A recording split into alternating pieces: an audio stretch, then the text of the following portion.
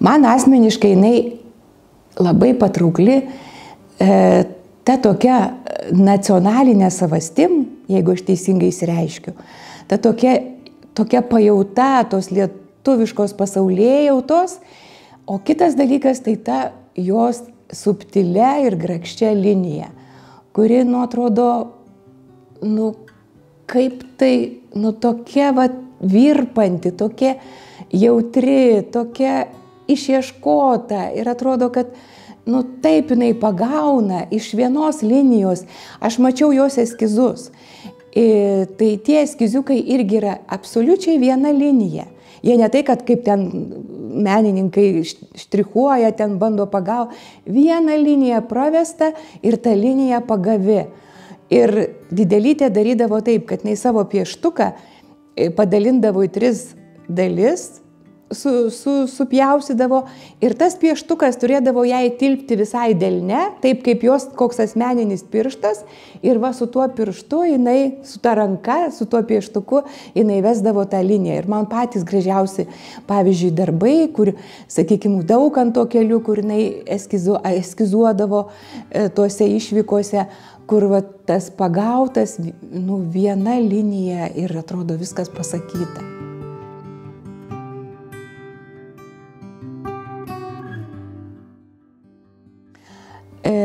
Su ekslibrisais Didelytė ko gero ir išgarsėjo. Tais laikais tie ekslibrisų konkursai, kurie vyko užsienyje, tarptautiniai, ją išvedė į tokius tarptautinius vandenis ir pirmieji jos, reiškia, dalyvavimai tose konkursuose ten ir su Eidrigevičium Stasiu ir su kitais grafikais, tai Didelytė, kaip pasakyti, čia jiems buvo tas langas į pasaulį, nes ekslibrisas toks dalykas, kad tu įdėjai voką ir gali išsiųsti, nereikia ten kažkokių didelių tokių dalykų, kad išvažiuoti ar kažkaip. Ir Didelytė tikrai daug labai gavo apdovanojimų ir šitas ją kažkaip matyti ir čia Lietuvoje išgarsino, nes ne tik tai paskui jau, reiškia, Dailininkų sąjungos narė patapo. Ir ekslibrisų kūrė jinai labai daug, vieni sako, kad 700, bet aš jau bent nuskanavau 500, kiti sako, kad visas 1000 yra.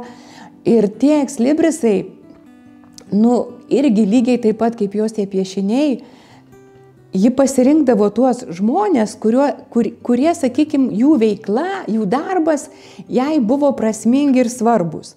Ir tada jinai tuos žmonės kažkaip bandydavo įamžinti, bet vėlgi jie pagaudavo, ar tai jų profesija, ar tai jų būdą, ar tai jų charakterį. Jau vien ten pasižiūrėjus į Donato Katkaus, pavyzdžiui, tik tai akiniai ir ūsai. Ir visiškai pagauta žmogaus bruožai. Tai Didelytė tuos žmonės, kurie jai įstrigdavo, kurie jai būdavo artimi, ar siela, ar kažkokiom pažiūrom, ar vertybėm, jinai dažnai juos padarydavo ekslibrisus, jiem net nežinant.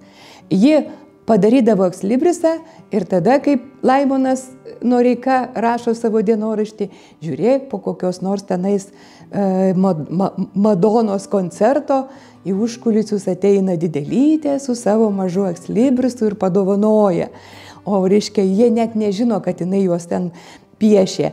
Lygiai taip pat alpinistas Vladas Vitkauskas man pasakojo, kad, reiškia, jis sustabdė jį kažkur gatvėj ir padavė, reiškia, jo ekslibrisą. Jis net nieko, jie buvo visiškai nepažįstami. Ir nuo to ekslibriso išaugo jų labai graži draugystė. Ir paskui jau jis, reiškia, į Rudnelę buvo atvažiavęs ir panašiai. Bet tai Didelytės toks, jos toks būdas, kad kitą kartą tie, ką jinai pieždavo, tai jie net nežinodavo. Tik jinai paskui išsiųsdavo. Aišku, paskui labai daug jinai darė ir užsienio kolekcininkam, gydytojams. Tikrai jos kolekcijoje. Ir paskui tiesa kolekcionieriai, jie labai vertino jos darbus. Jau jie tapo tokia, kaip pasakyti, geidžiama, kaip čia pasakyti, kolekcijos dalimi, kad jie galėtų įsigyti ir panašiai.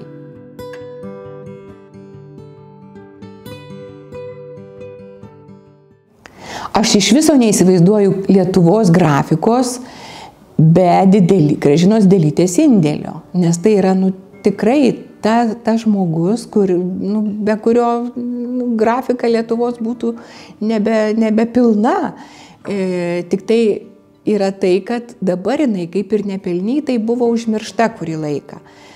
O šiaip tikrai garsino Lietuvą užsienyje savo darbais, savo ekslibrisais, kiek jinai knygų iliustravo, turėjo tos mylimus poetus ir Marcinkevičių tenais ir kitus, reiškia, kuriuos jinai iliustruodavo. Na tai sakyčiau, kad tikrai Didelytė, gražiai Saja yra išsireiškęs, Didelytė yra didi savo menu, o maža savo pavarde.